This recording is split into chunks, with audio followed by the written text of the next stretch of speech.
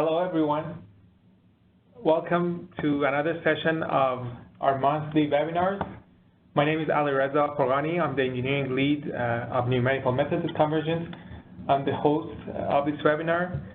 The title of this webinar is going to be on how to assess process offsets using Raven software. And I have the pleasure of introducing the presenter, Mr. Alistair McKee, who's the lead engineer of the Analysis Applications Group here at Convergent. Alistair is a professional engineer with many years of experience with composites on the shop floor, in the lab, and behind his computer. Has joined the meeting. We're going to wait a minute or two, and then I'll ask Alistair to start the webinar. Thank you.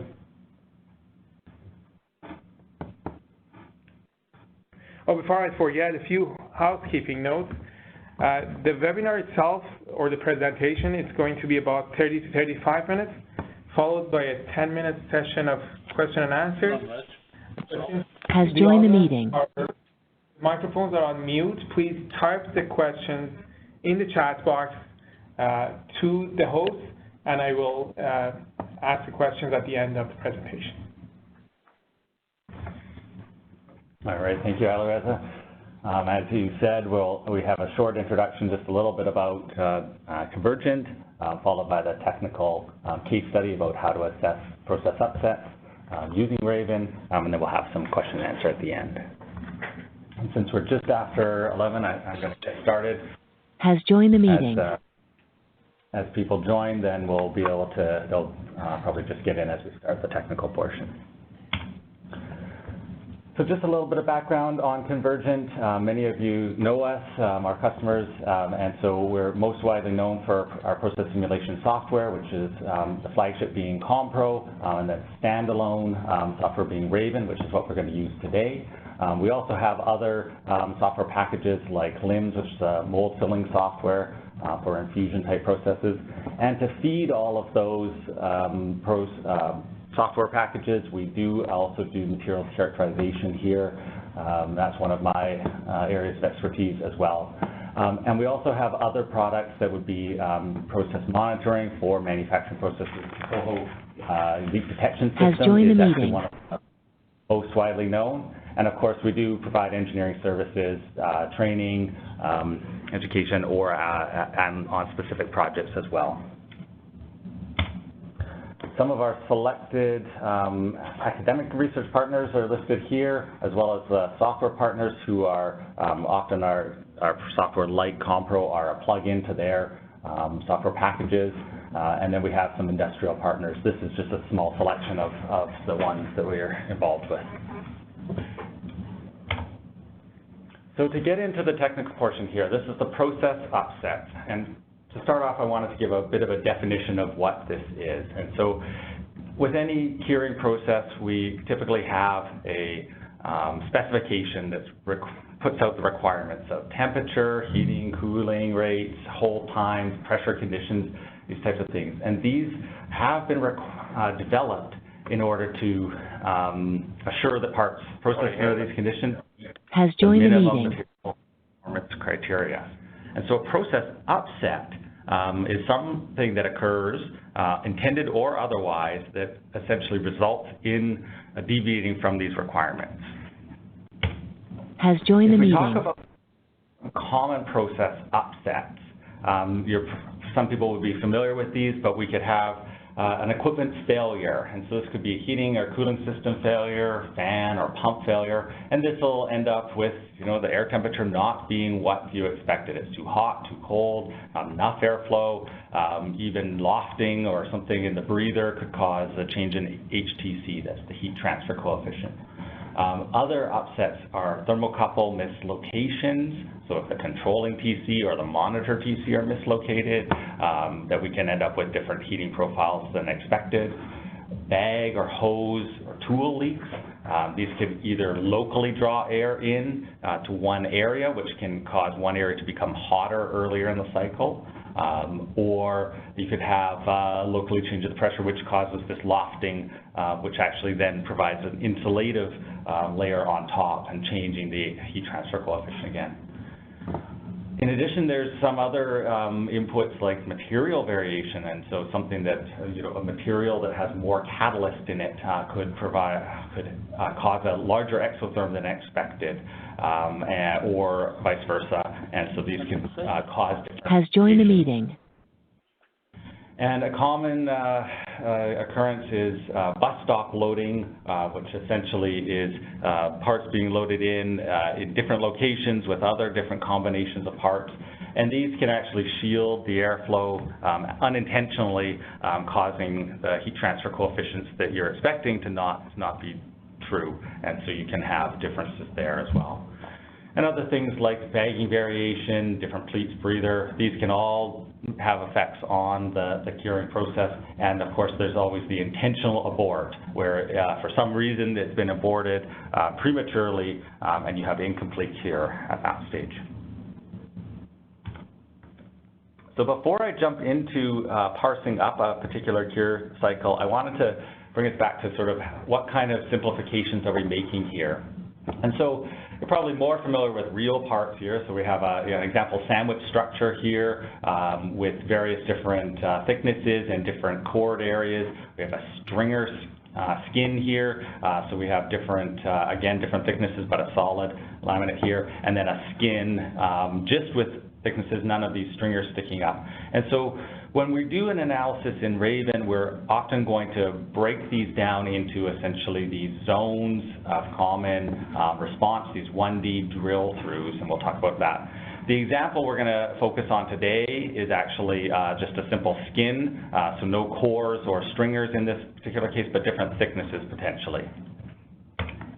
And so when I talk about a 1D drill through analysis, this is essentially taking that cross-section, just a one-dimensional cross-section through a laminate. And so we're going to approximate this, and this works very well for composite materials that have high in-plane conductivity, but lower through-thickness conductivity typically.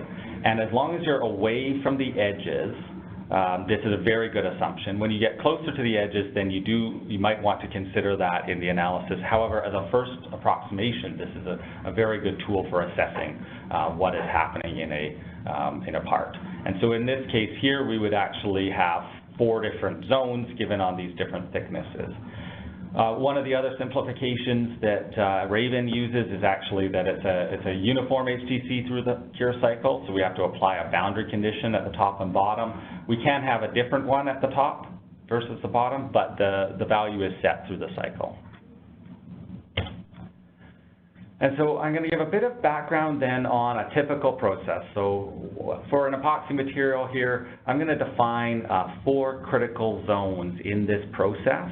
And this then we're going to use to assess a process upset that might have occurred.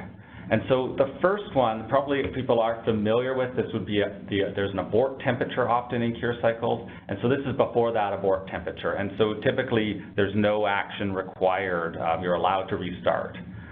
After that, then we're getting to the danger zone. So stage 2, I'm going to define here as the post-abort temperature, but pre-vitrification.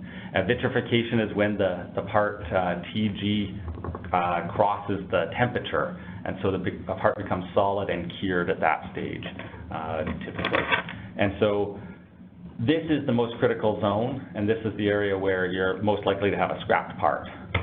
Now, after this point, we have this post-vitrification zone and pre-full cure. And so this is where we're getting the final properties, the parts curing out. And then we have a last zone here, 4th stage, where we are fully cured and we are cooling down to room temperature. So typically, if there's a process upset in stage 2, 3, and 4, then you would go to the manufacturing review board to actually determine whether or not this part is scrapped or if there's some sort of corrective action that could happen. And so what I'm going to go through today is how do we define these zones. and with this, hopefully arm you to go into a review with the knowledge of what might be happening with your part. So I'll go back to stage 1, the pre-abort temperature. This is essentially you can restart if you're before this temperature, and it's typically determined by the maximum degree of cure, so that's the DOC.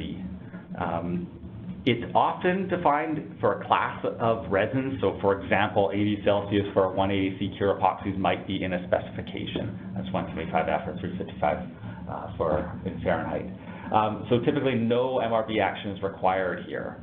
However, there is the potential for a long, excessive time under that temperature that could increase the degree of cure beyond what would be expected.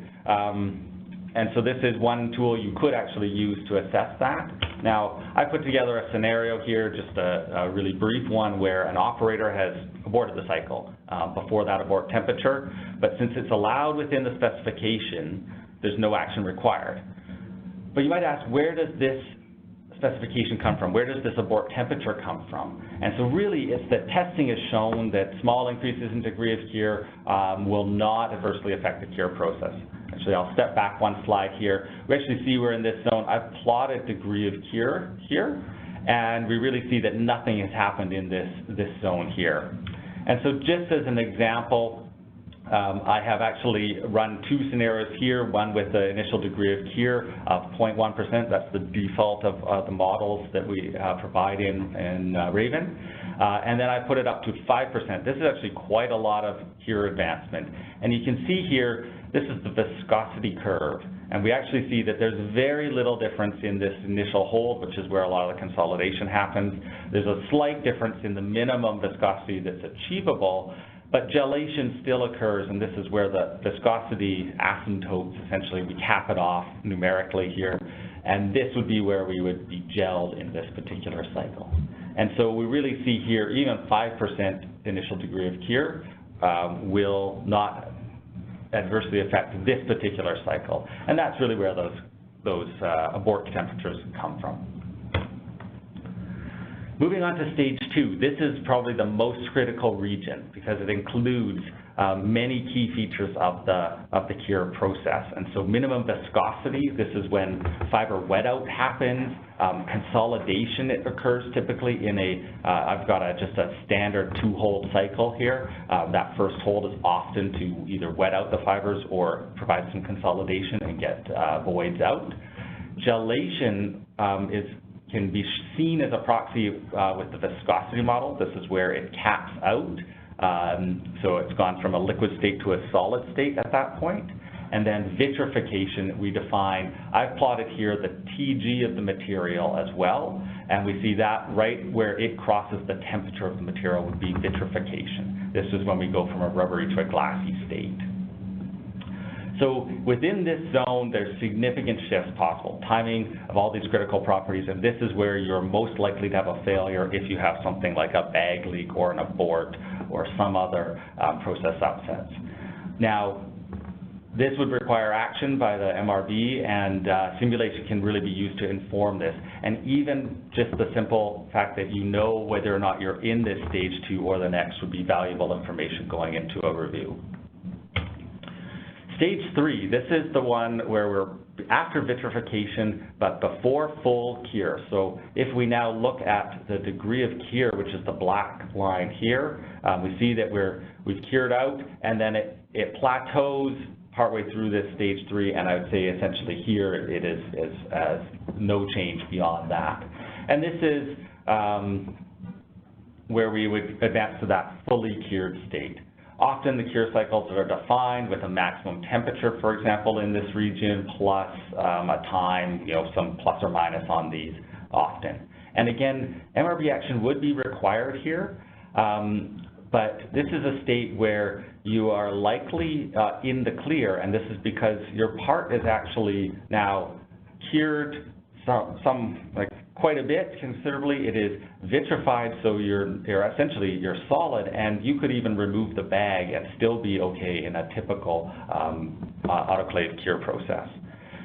However, you may want to further advance the material to bring it up to full cure. And this is where simulation could also guide another process, another post-cure to bring a part up, if, for example, a cycle was aborted in this stage. Stage 4, we think of you're in the safe zone here. This is where everything's reached isothermal state and further cure is negligible. You're still in a zone where you might require some MRB review. And there's a couple of notes here that are potentially of concern is really that degradation, it could occur if you were held for an excessively long time. And in some cases, not in my example where we're single carbon fiber epoxy material, but if you were using film adhesives, many of them actually stay in a rubbery state at the cure temperatures they're designed for, and so they actually vitrify on the cool down, and there might be some timing concerns about whether or not pressure was released and such. So there are some nuances to stage 4, but typically you could shut the autoclave off and cool down and be okay there. So I'm going to go through a live demo here in Raven, where we actually look at a scenario here. So I've come up with just a scenario. It's essentially a bag leak has been detected, and this could be through the vacuum or pressure signals, possibly through some thermocouple signals, but it was identified in this case at 250 minutes in this cycle. That's sort of right where some of the exotherm is potentially happening here. And what I'm going to go through is how would we build a case for when we go actually to the manufacturing review. What zone do we believe that we're in here for this part? And so I'm going to go, drag this over here, I'm going to bring up Raven, and hopefully we can all see this reasonably well. And so in this example here, we're just picking example zone 1 here, and what I'm going to do is build up a 1D drill through of this, and I've got some of the inputs put in already. Each zone here could actually be simulated separately in this scenario. So the first thing here is I'm going to import some thermocouple data. There's an option to pre-thin the data. I actually know this is data taken every second, so I'm going to thin it before I even bring it in at every 60 points, which is essentially every minute. And it has a couple of options for the import. Now this will bring in raw TC data and will allow us to select the units for all of these here. And in this case, I know it's in seconds, and then we've got the different TCs. This is all looks good. I was in Celsius as my units here. So here's our thermocouple data. By default, Raven will plot, when you import some data, the first TC signal. In this case, it's the air TC. Now I want to add some more series. So if I right-click on here, I wanted to show all of these series. So in this case here, we can select the data source, which is the imported data. I'm going to click on this little dot, dot, dot, which just allows me to select all of the series here. Since we already have air, I'll turn it off. I'll make sure we're on the same temperature axis here. And because blue is already chosen, I'm going to select green as a starting one, and it will essentially rotate through the colors here when it plots this. So that quickly gives us a nice plot of all the TC data that we had in this particular cycle. Turn on the legend, and we can view different things here. Now what we want to do here is actually run a 1D case using this thermocouple data. So I'm going to use the 1D thermal profile study here in the task window, and this will bring up our interface here. And so what I need to define is a few things. First is the boundary conditions, then the materials, and then a cure cycle as well. So I'm going to define a boundary condition on the top. I'm going to use some default values here, and we'll probably have another webinar in the future explaining where we can derive these values. I'm going to add material. This is going to be our nominal breather on top, thickness of 1 millimeter. I'm going to add another material. This is going to be our composite. And I'm just going to use 8552, one of the open material models here, as the example material. And in this case, I'm going to select the tooling, which is in var, and I have it as 12 millimeters in this case. And the last thing we need to do is define a boundary condition on the bottom. Again, we're going to use a heat transfer coefficient. Typically, the airflow is worse on the bottom than on the top, and so we'll define it a little bit lower. There is a tooltip here which gives you some idea of different ranges, 10 to 60 in watts per meter squared, Celsius or Kelvin, is typical for autoclave processes. So these are within those normal bounds. The last thing I need to do is define a cure cycle, and this is where we say this is the cycle here. I'm going to select this option of cycle from data. And in this case here, it's actually by default selected the air temperature. That happens to be the first one in there. I could select any one of these TC signals, but air temperature is the one we want since we're using heat transfer coefficients. And I can select OK. You see here, this is the cycle that it's defined.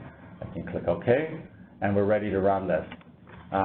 For housekeeping, I would typically define this as potentially zone 1, just to keep things labeled nicely.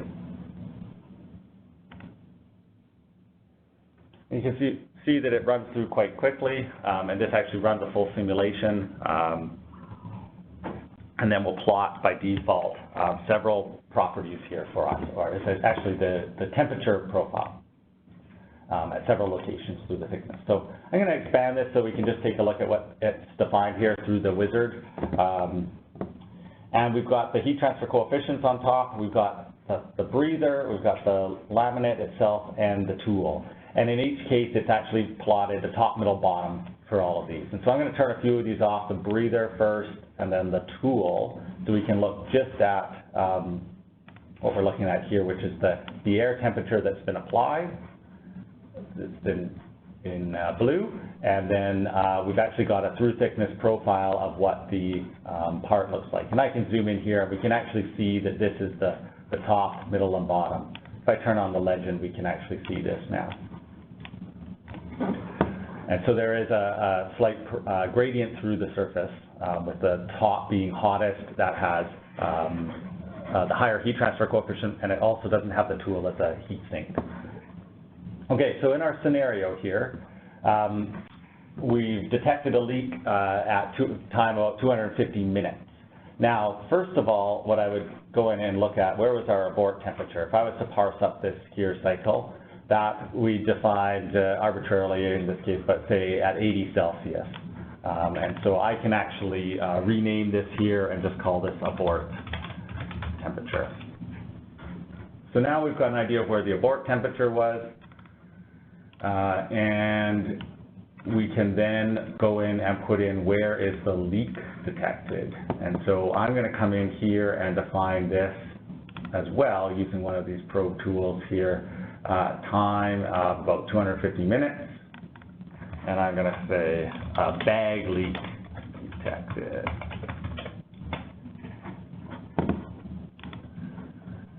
So we've defined two locations. And so first of all, we know that we're not in stage 2 because we're past the abort temperature. Or sorry, we're not in stage 1, we passed the abort temperature. But the question would really be, are we in stage 2 or 3? And so to do this, we're going to need to add some more series here. And this is where Raven is valuable, is that we can actually plot properties that we don't measure directly, like TG, degree of cure. So I'm going to add a new series here, and we're going to open up this plot, which is the source data. I'm actually going to plot, I'm going to allow multiple selections, and I'm going to plot the top, middle, and bottom. Going to change one thing first on this, just to keep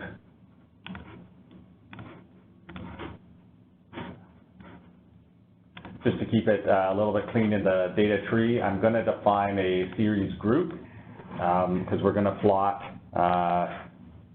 degree of cure first.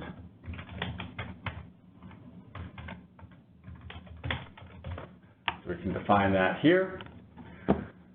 Now I'm going to select a few locations through the thickness of our part, just like we had previously done.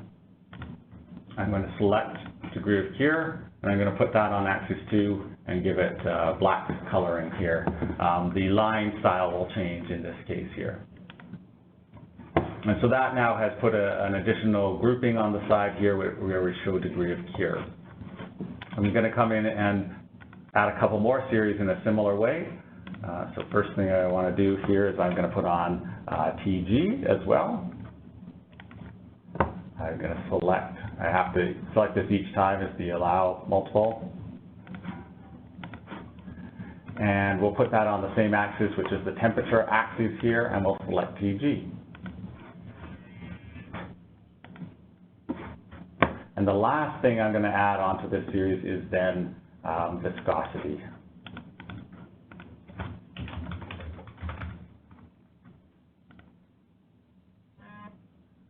Resin viscosity, we'll put this on axis 3. And again, we'll allow multiple selections and plot a few locations through the thickness.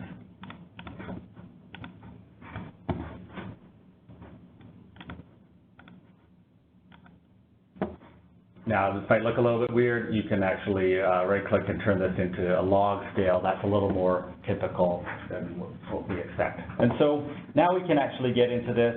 I'll hide the legend just for clarity here. We can actually start parsing up this particular cure cycle to determine which zone we might potentially in. And so in this case, first I would want to know, so if we're beyond the abort temperature, we've established that, so we're potentially in stage 2 or 3. And we can zoom in on this location here.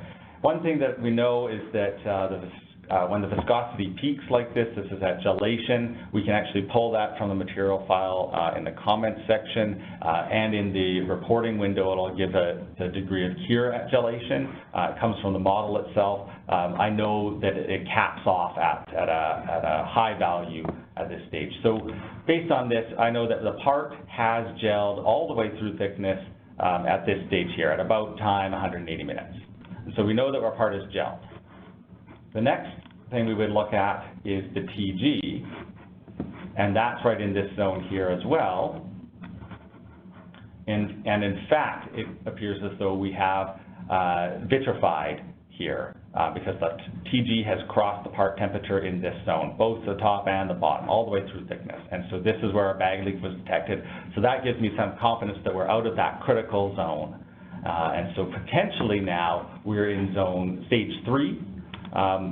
However, the question would become, what is our degree of cure at that stage? And so if I hide these, we can actually zoom in at this stage here.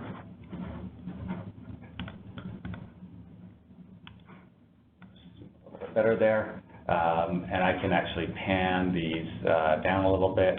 And essentially we could probe at this point here. I can actually use this feature here to just probe at exactly 250 minutes here. And we know now that the top of our part is going to be about 90% degree of cure. The bottom is very, very close to that as well. And through the rest of that hold, we can see that we actually get to the final degree of cure we could probe out at this stage here. It's about 91. And so this would be the type of information that you could go into a review to actually determine if this is acceptable. And you could look at other properties like the modulus or TG as well, or if you have a specification that determines a minimum degree of cure, this would be where you could actually go into that review and either recommend that the part is acceptable as is, or an additional curing post-cure could be used to bring it up to that final degree of cure. So I'm going to swap back now to the presentation. And essentially, what we've gone through is just an example here where where I've parsed up real temperature data, real cure cycle data to different stages. And it's not to say that this will tell you whether or not your part is good or bad or acceptable or not. However, this is a way to actually go into a review and actually define these different stages. So stage 1, right, abort temperature, where there still are other considerations you may need, and then whether or not you're in that critical stage stage 2, or beyond that where you might actually be able to cure a part without bag on at all, for example. And in this case where you might be able to need to have a processing cycle and additional cure. And then the post-cure, or that final post-full cure, final cool down, where you're generally safe, but some special considerations for specific cases as well might be required. And so raving can really be used to inform the MRB process and providing these quantitative metrics. And so that's what is the material state at the time that the process upset occurred. Essentially, you can divide a process into these critical zones or stages where you are generally not safe, generally safe, and make those decisions with that information. And the 1D drill through can be very valuable for parsing up a part of variable thicknesses and actually give you a lot of information.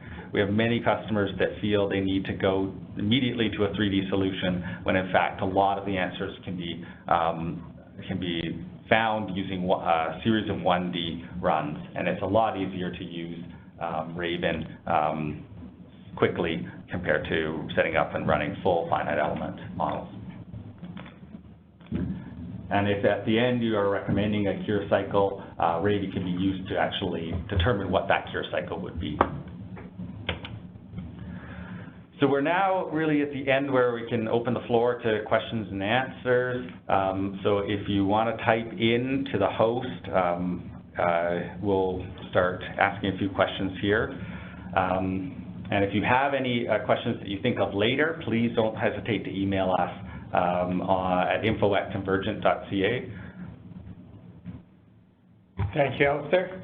We're very on time, and we have time for a few questions. All right, let me read the questions from here. Okay, one question is, how can you apply this approach to multi-stage cure? If you have, multiple parts that are cured and then co-cured together, or you have a multi-stage cure that you have an OML, IML, and then joined using adhesive joint. So that's a good question. One of the ways that you can approach this is similar to actually the example I had of that stage 1 where I had advanced the degree of cure in the simulation.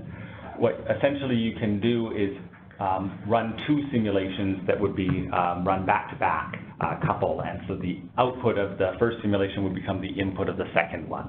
And so if I was to define a cure cycle, even it could be a lower cure, what then I would do is probe the degree of cure at the end of the cycle, and then use that, and I'll show you where you can actually edit that in this particular case here.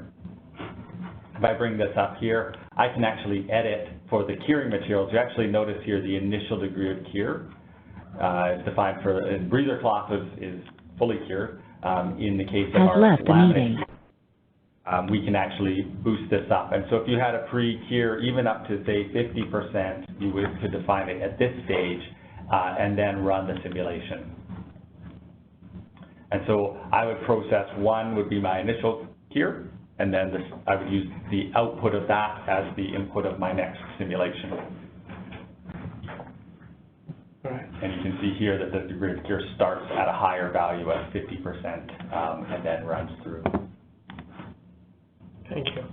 The next question is, can you apply this method to autoclave? Has left the meeting. Or other methods like double-sided mold as well?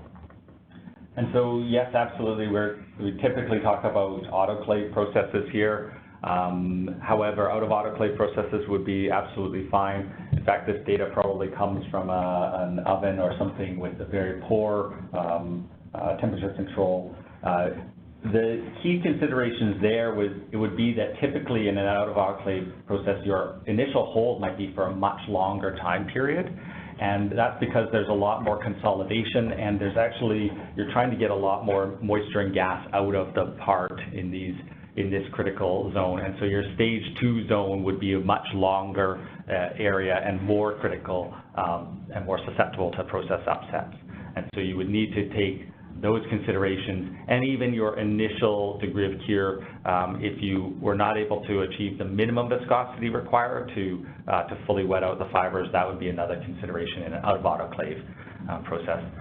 And by being able to define both the heat transfer coefficients differently at top and bottom, and there's also an option to define a second cycle down here at the bottom. So the HTC at the cure cycle is defined as the main cure cycle here at the top. You can also define an other cure cycle, and so I could actually define another cycle from data in this case of another thermocouple, for example, and that gives me a different boundary condition along the bottom. And so you could actually answer this here. Actually, in this case, I selected, I want main cycle at the top, and the bottom here, I'll use that other cycle. And we could actually just run that example as well. I'll just put my degree of cure back down to the default. And essentially what this does is applies a different thermal cycle to the top and bottom. And this is really good if you actually do have thermocouple data from the air temperature or a TC located on the bottom of a part, or if you're actually looking at set temperatures as well. Right, so the second part of the question was asking about two-sided molds, and for that example, yeah, we would actually use this option. Instead of a heat transfer coefficient, we would use a set temperature if you were able to measure that, and for example here as well, a set temperature, and this would be the mold temperature effectively on top and bottom.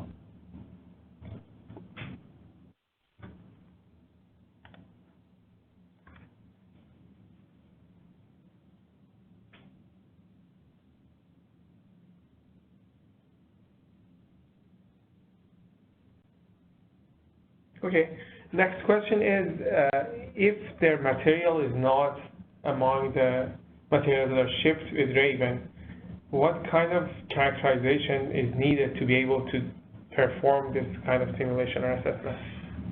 So we would say that you'd need a thermochemical characterization, and so it has a few different properties that you would need. The key one is actually the cure kinetics we talked about, which calculates the degree of cure and cure rate and the total heat of reaction, which will get you this exotherm essentially in this case. In addition, you do need conductivity, heat capacity, and density to run these simulations. So those are the key properties that you need. Convergent does do this as a service, and we have different levels, a gold and a silver level characterization, and so those are available, and we can talk later if somebody's curious about doing this. And then the actual equations that are used are fully available in our CCA model documentation, material model documentation, and so if you have some curing information, it typically comes from DSC, that's differential scanning calorimetry testing. You can also, there's a wide variety of open models that you can fit. Sometimes models are also available, the equations and constants are available in open literature, and often you can find those same equations in our open database. There's upwards of 35 cure kinetics models to choose from, anywhere from thermosets to thermoplastics, and some other different materials, different curing processes in there as well. Great.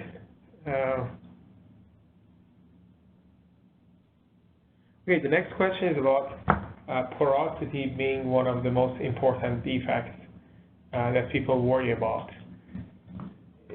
Can Raven predict porosity, or if not, what can be used here as an indicator of the part?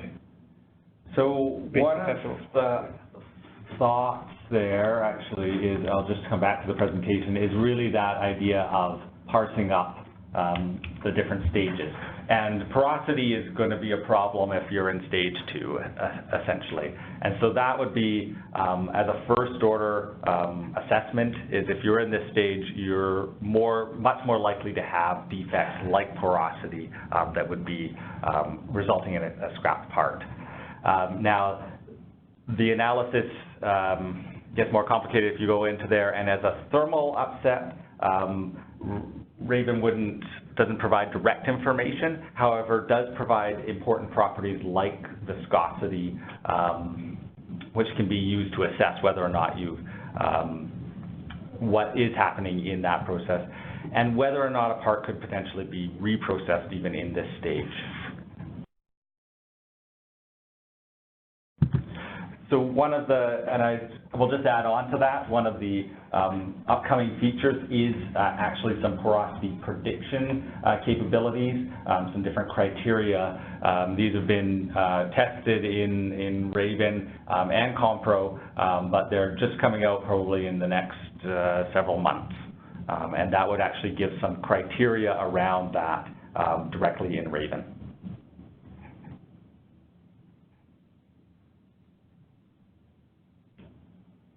All right.